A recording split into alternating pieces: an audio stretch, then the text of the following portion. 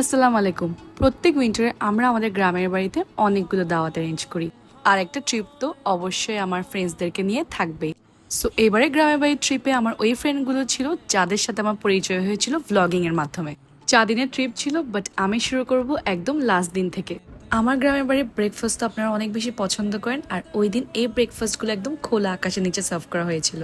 এটা হচ্ছে আগের দিনের ভিডিও। এখানে পিঠা তৈরি করা হচ্ছে। এই পিঠার নাম আপনারা হয়তো গেস্ট করতে পারছেন, এটার নাম হচ্ছে আতিক্কা পিঠা। এরপর সকাল থেকে শুরু হয়েছে ব্রেকফাস্টের প্রস্তুতি।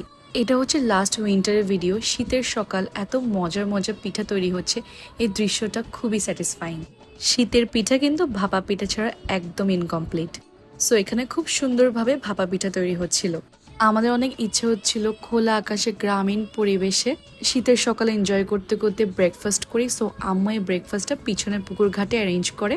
এখানে খালেক ভাইয়া খুব সুন্দর করে কলা পাতা দিয়ে আমাদের ব্রেকফাস্টের প্লেটসগুলো সাজাচ্ছিল। এরপর চলে আসলো মজার মজার ব্রেকফাস্ট। দাদার বাড়ির সবচেয়ে প্রিয় জিনিসটাই হচ্ছে ব্রেকফাস্ট। এটা একদম ফার্স্ট মিল। সো আমরা গ্রামের বাড়িতে ব্রেকফাস্টটা খুব এনজয় করি। ব্রেকফাস্টের স্প্রেডটা এত নাইস হয়। সো সেদিন ব্রেকফাস্টে ভাপা পিঠা ছিল, আতিক্কা পিঠা ছিল, আর সেই ঐতিহ্যবাহী বিনি ভাত দিয়ে চিংড়ি মাছ। এইটা তো আমাদের সবচেয়ে বেশি ফেভারিট এবং সিগনেচার আইটেম।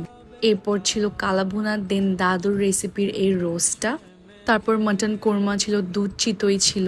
ভাপা পিঠা মানে হচ্ছে শীতকাল চলে এসেছে, আর আম্মুর হাতের এই দুধ চিতইটা সবাই অনেক বেশি পছন্দ করে। আর একটা মেইন জিনিস হচ্ছে খেজুরের রস। খেজুরের রস দিয়ে চিতল পিঠা, ভাপা পিঠা সবই খুব মজা লাগে। আর আপনারা জাস্ট দেখেন, পিঠাগুলো দেখতে একটা আর্ট মনে হচ্ছিল, মাশাল্লাহ। দেন আমাদের ফেভারিট বিনি ভাত দিয়ে চিংড়ি মাছ। আমাকে যারা ফলো করেন একদম প্রথম থেকে, তারা ভালো করেই জানেন এই বিনি ভাত দিয়ে চিংড়ি মাছের ভিডিও আমি কতবার দিয়েছি। আর শুক্কুর ভাইয়া সবচেয়ে মজার চিংড়ি মাছ বানায়, নো ডাউট। আর এটা হচ্ছে বেস্ট কম্বো। এক বসায় যে কয়টা চিংড়ি আমরা খেয়ে ফেলি, এটার কোনো হিসাবই থাকে না। এরপর অবশ্যই ব্রেকফাস্টের শেষটা হয় গরম গরম চা দিয়ে পরোটা। আমরা ওই দিন এত বেশি মজা করেছি, আলহামদুলিল্লাহ। একে তো উইন্টার, তারপর ফেভারিট ব্রেকফাস্ট স্প্রেড। আর আমরা ওই দিন অনেক মজা করেছি, অনেক গল্প করেছি। আর প্রত্যেকটা খাবার মাশাল্লাহ অনেক বেশি মজা হয়েছিল। আমিও হ্যাপি ছিলাম, বিকজ আমার গেস্টরা হ্যাপি ছিল।